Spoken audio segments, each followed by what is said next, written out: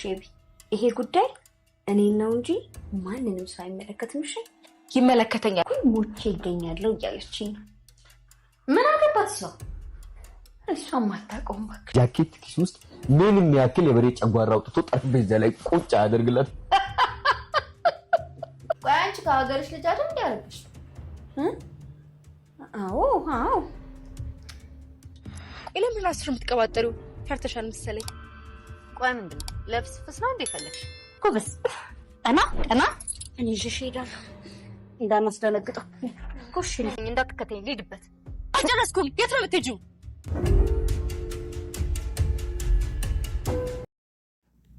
የኤቢ ተንኮል ዛሬም እንደቀጠለ ነው። በጣም ይገርማል።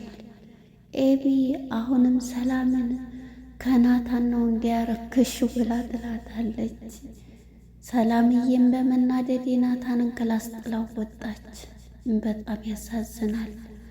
እስቲ ባልፈልጊልኝና እኔ ባል ይሄ ነው ብለን ለኤቢ የምናስተዋውቃት እናድርግ ስትል ዳጣ ጋር ስታወራ ቁማት እያዳመጠች ነበር ከኪችን ሆና።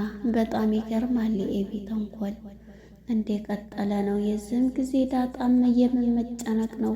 በቃ ስለ ራስሽ ነሽ አላቅም አታያትም ወይ ብላ እየተጨናነቀችውን ሰላምዬን ታረጋጋታለች። ያራደዋለች ዳጣ ማለት ነው። ሰላም ጤና ይስጥልን ውድና የተከበራችሁ የቻናል ቤተሰቦች እንኳን ወደ ቻናል በሰላም መጣችሁ።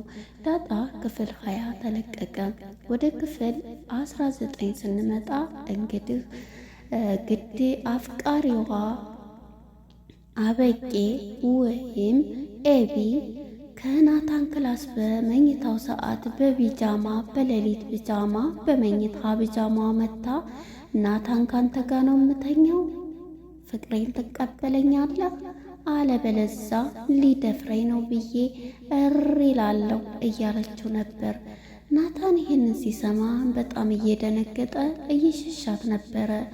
እሷ ግን በፍጹም ካሁን በኋላ እኔ ካንተ ጋር ነኝ ያለሁት፣ ስለዚህ ብትጠነቀቅ ይላል። እሱም ግን ጎበዝ እየተማረ አንባቢ እውቀታም ነውና እናቱም ይህን ነገር እባክሽን ረፊ፣ አሁን ለአባዬና ለማየ ቢሰሙ ምን ታያለሽ? ደግሞ ብትወጂኝም በእንደዛ አይነት ነገር አይደለም፣ በስነ ስርዓት ነው መሆን ያለበት፣ እንዴት እንደዚህ ታያለሽ እያላት ነበረ። እሷም እንግዲህ እኔ ሁኜ ነው እንትና ብትሆን ዳጣ ብትሆን ምንም ነገር አትላት እያለች ወደ አልጋው ወደ ናታን ስር ጠጋ ስትል ናታንም በመፍራት እየሸሻት ነበረ፣ ራሱን እየተቆጣጠረ የነበረው። በዚህም ጊዜ ተነስቶላት ሊሄድ ነበረ። እሷም ታውቃለህ ማን ነው የሚያምኑት? እኔ ሊደፍረኝ ነው ብዬ ነው እንትን እምለው፣ ደግሞ አባትህ አይደለም ለምን ነው አባዬ የምትለው እያለችው ነበር። እሱም አባዬ የአክብሮት ስሜ ነው፣ ምንድን ታያለሽ? እንደ አባቴ ነው እኮ የማየው አባዬም ብለው እያላት ነበር። ይህ መከበር ምንድን እያለች እንግዲህ ኤቢ ለምን ማትበገረው ግዴታ እሷ አፍቅራ በሄደችበት እኔ በራሴ ነው እንጂ በማንም አልሄድም፣ በራሴ አእምሮ በመራኝ ነው ታውቃለህ እያለችው ነበር። እባክሽን ውጪ፣ አሁን እዚህ ዳጣም ብትሆን ተቀመጪ ካላልኳት አትቀመጥም፣ ስለዚህ ተውጭ እንደ ውጭ እያላት ነበረ። ናታን ጎበዙ ደግሞ የድምጿን ሪከርድ አድርጎ ቦይስ እየቀዳት ነበረ። እኔን ነው ማንን ነው የሚያምኑት እያለ ያን ድምፅ ቀርቶ ሂጂ እያለ ሲላት ነበረ። እምቢ ስትለው ጠጋ ስትል ታውቂያለሽ ይሄውና የድምፅ ሪከርድ ቦይስ አድርጌሻለሁ ሲላት ሰማይ ትውጣ ወደ መሬት ልሂድ ወደ 7ኛ ሰማይ ልሰቀል እያለች በጭንቀት የምታደርገው ሁሉ ቅጡ ጠፋባት። ይህንን ስትሰማ ተነስታ ፍዝዝዝ ብላ ቀረች። ናታንም እጇን ይዝ ያደረግና ናታን ጎበዝ ነው ይህንን በማድረጉ ሁለተኛ እንትን ሲላት ከዛ አይን ደግሞ አልናገርሽም የማረብሽ ከሆነ አሁን ውጭ ብሏት ምንም እሽም አላለች። በድንጋጤ ተነስታ ክላሱን ለቃ ትሄዳለች ማለት ነው። ናታንም ተነስቶ በሩን ይዘጋል። በጣም ይገርማል። የኤቢ ተንኮል እንደቀጠለ ነው። እንደ ኤቢ አይነት ሰው በጣም ይገርማል። እንግዲህ አፍቃሪዋ እሷ ናት። ነገር ግን የግሏ ለማድረግ ያልሄደችበት ያልዘረጋችበት መስመር የለም።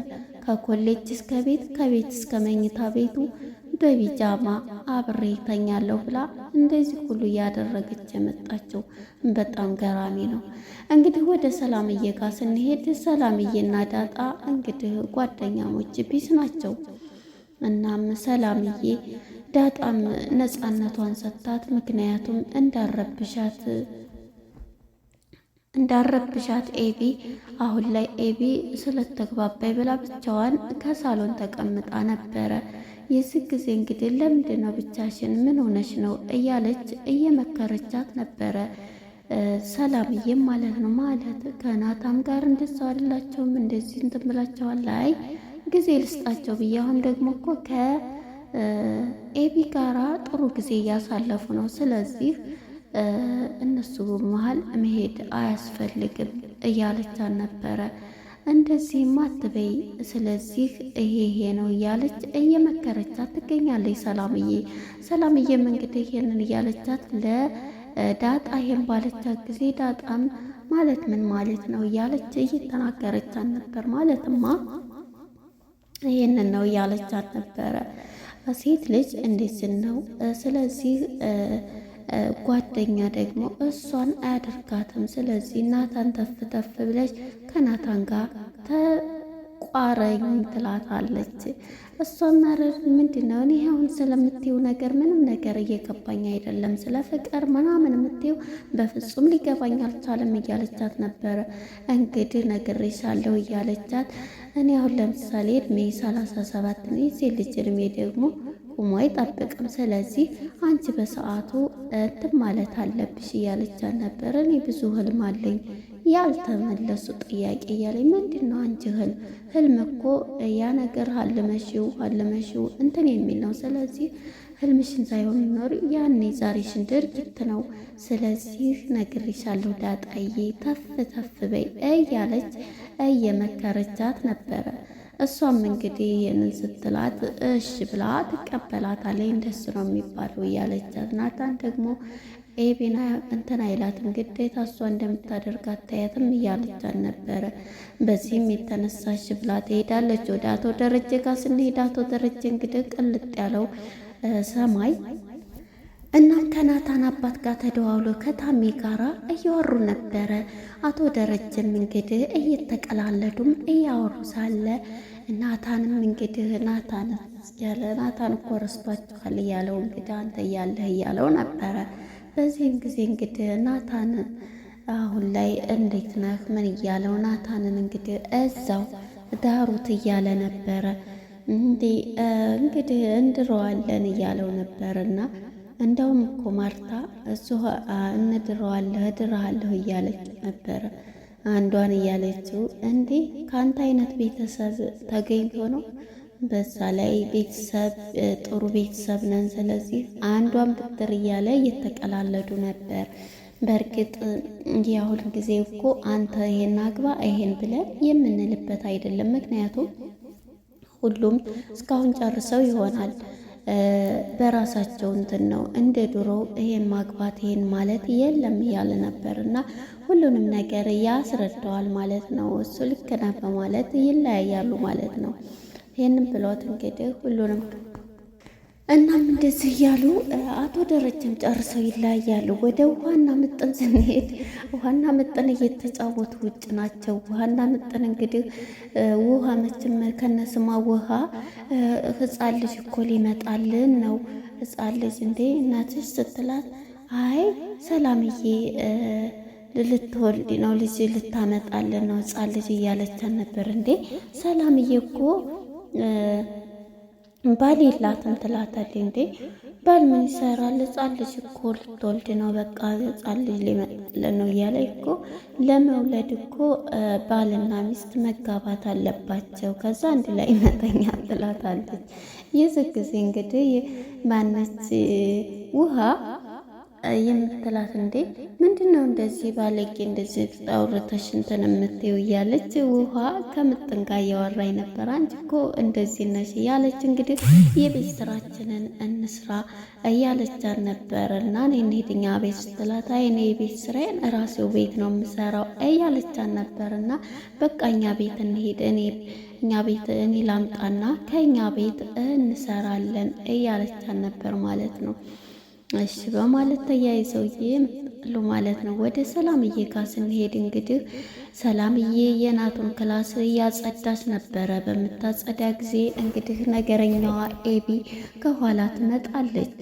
እናም ኤቢ ከኋላ ትመጣና ከዚህ ከክላስ አትወጭም ሁልጊዜ ትላታለች። እንዴ እያጸዳሁ እኮ ነው ስራዬ ነው ብትላትም እሷ ግን ታናድዳታለች ሰላምን።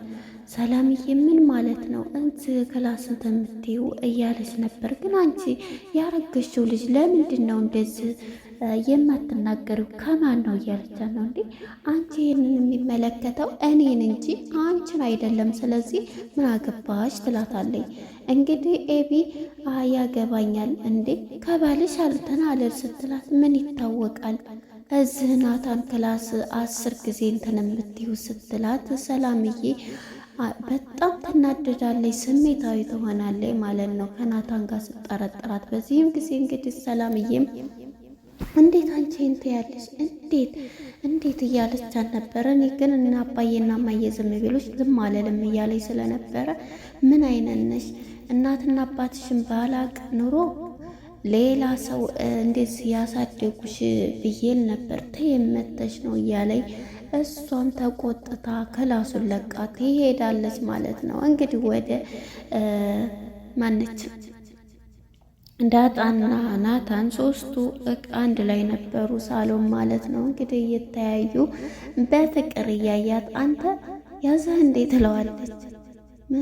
ምን እያላት ምን ልበል ያዘህ ስትለው አዎ ይላታል። በዚህ ጊዜ እሱም ታዲያ ልቀቀኝ በለዋ ትለዋለች።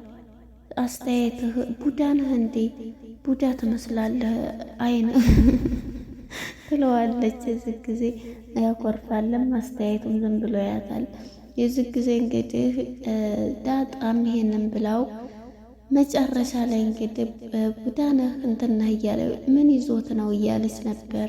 ሞቷል እኮ ኤሌክትሪክ ትላታለች ማለት ነው ዳጣ።